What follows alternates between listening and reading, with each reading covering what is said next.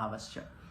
इसके द्वारा जो आत्म तत्व है उसका बोध होता है और अंतरायों का अभाव होता है। तो यहाँ पर शंका उत्पन्न होती है कि भाई अंतराय कौन से हैं। तो उन अंतरायों को अभिव्यक्त करते हुए कहा जाता है, इस सूत्र को उपस्थित किया जाता है आचार्य के द्वारा, और ये 9 अंतरायों के रूप में हमें प्राप्त होते हैं। वहां पर जो व्याधिस्त्यान संशय प्रमादालस्य विरति भ्रांति दर्शनालब्ध भूमिकत्व इत्यात्मक ये जो 9 अंतराय हैं, इन अंतरायों के विषय में व्यास भाष्य में व्यापक विवेचन प्राप्त है। वहां पर कहा गया है कि ये जो अंतराय हैं ये चित्त के विक्षेप कारक हैं।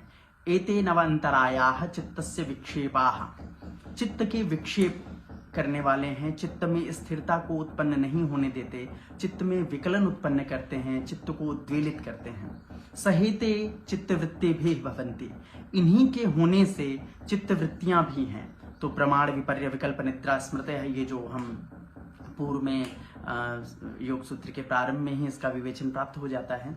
तो वहां पर जो 5 प्रकार की चित्तवृत्तियां हैं उनकी सत्ता तभी है जब ये 9 अंतराय विद्यमान हैं। एतेषाम अभावे न भवन्ति पूर्वोक्ताः चित्तवृत्तयः, ऐसा व्यास भाष्य में कहा गया है कि अगर ये 9 अंतराय विद्यमान नहीं हैं तो वो चित्तवृत्तियां जो हैं वो उत्पन्न नहीं होती हैं, उनका प्रभाव नहीं पड़ता है। उसके बाद उसी क्रम में अब प्रतिपद की व्याख्या सूत्र को दृष्टि में रखते हुए प्रस्तुत की जा रही है। वहां पर कहा गया व्याधिर नाम धातु रस कर्ण वैषम्यम, धातु रस और कर्ण की विषमता से जो विकृति उत्पन्न होती है उसे हम व्याधि कहते हैं। तो धातु का तात्पर्य यहाँ पर कफ पित्त वात से है। कफ पित्त वात की विकृति से शरीर में जो परिवर्तन या शरीर में जो विकृति उत्पन्न होती है उसको हम धातुजन्य वैषम्यता के रूप में देखते हैं। ये भी एक व्याधि का ही अंग है। रस की विवेचन के उपक्रम में रस वैषम्य पद को व्याख्यायित करते हुए कहा जाता है कि जो कुछ भी आप ग्रहण करते हैं वो अगर अजीर्ण हो जाए, अगर वो सही तरीके से पचे ना, तो उससे आपके शरीर में जो रस विकृति उत्पन्न होती है वह रस विकृति रस वैषम्यता के रूप में शास्त्र में अभिव्यक्त की गई है। इतदनंतर कर्ण वैषम्य, तो कर्ण वैषम्य का तात्पर्य है जो भी आप सुन पाते हैं, देख पाते हैं, ज्ञानेंद्रियों के माध्यम से आप जो कुछ भी कर पाते हैं वो सब ज्ञान के कर्ण हैं, वो सब ज्ञान के माध्यम से ज्ञान हो ही इन करणों के माध्यम से पाता है। तो इन ज्ञान की प्रक्रिया को परिपुष्टित करने के लिए जो करणों का महत्व है, अगर उसमें परिवर्तन आ जाए, उनमें प्रमंदता आ जाए तो वो भी एक दोष है और उसका अंतर्भाव हम कर्ण वैषम्य में करते हैं। तो जैसे अगर कर्णेंद्रिय में दोष आ गया तो आपको शब्द प्रमंद सुनाई देगा और वो कर्णेंद्रिय संबंधी दोष जो है वो कर्णत्वेन अभिहित किया जाएगा।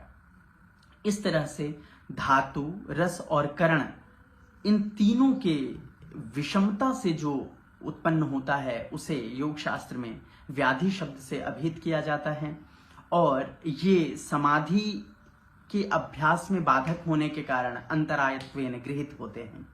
इतदनंतर हमें अंतरायों के अग्रिम पक्ष में स्त्यान का वर्णन प्राप्त होता है। स्त्यान का तात्पर्य है अकर्मण्यता चित्तस्य, स्त्यानम अकर्मण्यता चित्तस्य, ऐसा व्यास भाष्य में कहा गया। अकर्मण्यता का जो स्वरूप व्याख्यायित किया गया उसका भाव है कि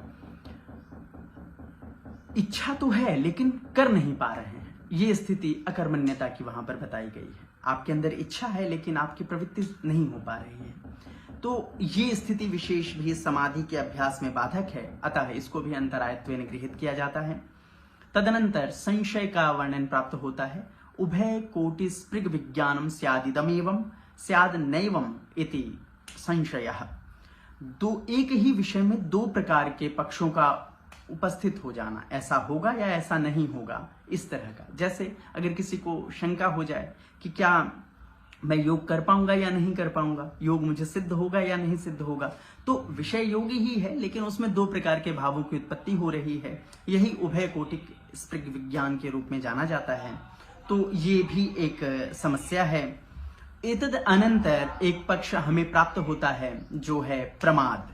प्रमाद की व्याख्या करते हुए आचार्य लिखते हैं समाधिर भावानाम अभावनम। समाधि के जो भाव हैं, समाधि के जो साधन हैं, उनकी अभाव ना हो जाना, अर्थात आपके अंदर सामर्थ्य है लेकिन इच्छा नहीं है, अब आप प्रवृत्त नहीं होंगे उसको करने में, तो ये स्थिति विशेष उत्पन्न होती है। तो यहां पर स्पष्ट करना चाहूंगा कि अकर्मण्यता में चित्त की इच्छा तो है लेकिन आपके अंदर सामर्थ्य नहीं है। प्रमाद में सामर्थ्य तो है लेकिन इच्छा नहीं है। ये दोनों में भेद है सामान्य रूप से।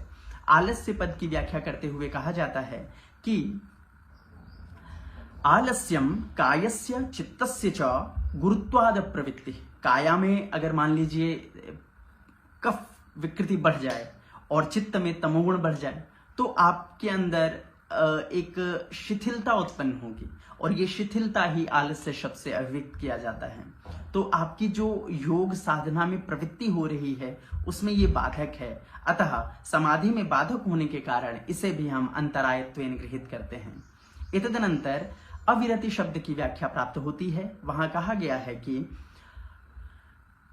चित्तस्य संप्रयोगात्मा गर्थ, अर्थात चित्त का विषयों के साथ बहुत ज्यादा लोलुपत्वेन प्रवृत्त होना, विषयों के साथ जुड़ जाना। तो अविरति अर्थात वैराग्य का अभाव। तो अगर आप विषयों के साथ जुड़ जाएंगे बहुत अधिक तो निश्चित ही आपके अंदर वैराग्य का अभाव उत्पन्न होगा। तो ये स्थिति भी अविरति शब्द के द्वारा अभिहित की जाती है। ये भी समाधि में बाधक है, अतः इसे भी अंतरायत्वेन गृहीत किया जाता है।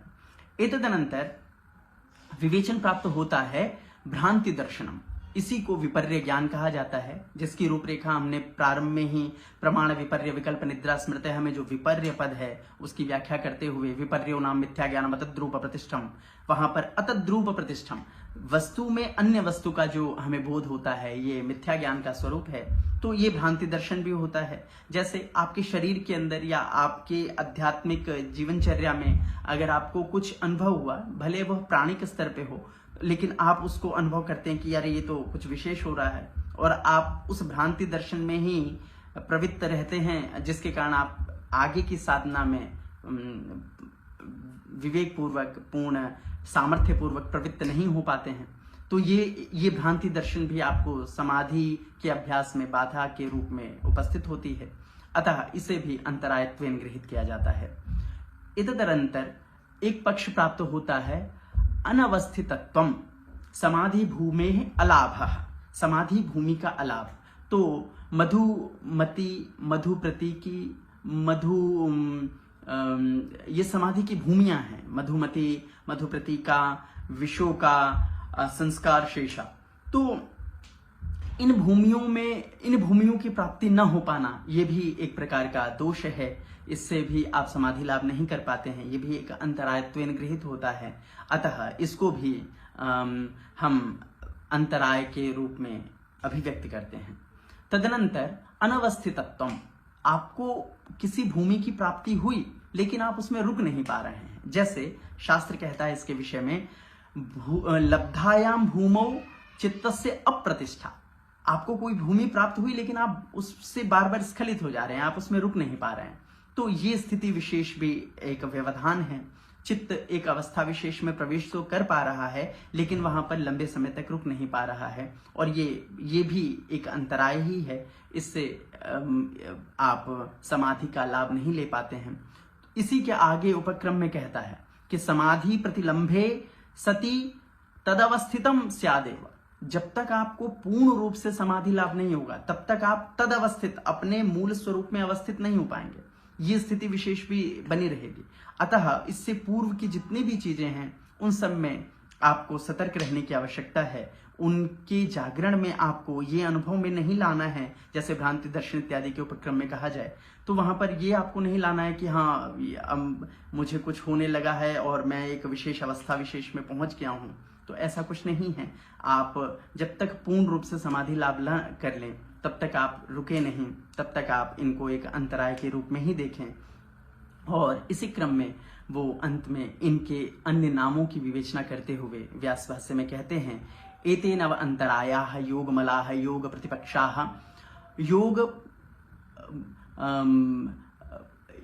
योगांतरायाश्चेतेति अभिधीयन्ते, अर्थात ये एते मलाह, इनको योग मल के रूप में और योग प्रतिपक्षिक के रूप में, योग अंतराय के रूप में भी हम लोग कह सकते हैं। तो इस तरह से हमें व्यापक रूप से पता चल जाता है कि ये 9 अंतराय क्या हैं, इनकी शास्त्रीय अवधारणा क्या है। इसी के साथ एक सहविक्षेप पद भी हमें प्राप्त होता है अग्रिम सूत्र में, दुख दौर मनस्यांगमय जैत्व श्वास प्रश्वास विक्षेप गति सभुवः। ये सहभू के रूप में ही इसी के संयोजित हैं, तो समय की मर्यादा है, इसलिए मैं केवल उनका संकेत मात्र कर रहा हूं कि दुख, त्रिविध दुखों का, दौर्मनस्य आपके मन की दुर्बलता, अंगमय जय तो अंगों में कंपन, और श्वास और प्रश्वास, श्वास का भरना और श्वास का छोड़ना, इनको भी समाधि के लिए अंतराय माना गया है, क्योंकि निश्चित ही समाधि अवस्था में ये बाहर की श्वास प्रक्रिया नहीं चलती है, वो सुषुम्ना में प्राणों का प्रवेश होने के कारण मात्र आंतरिक प्राणों की गति होने से श्वास प्रश्वास को भी सहविक्षेपत्वेन गृहीत किया जाता है।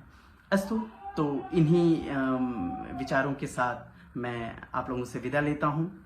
नमो नमः।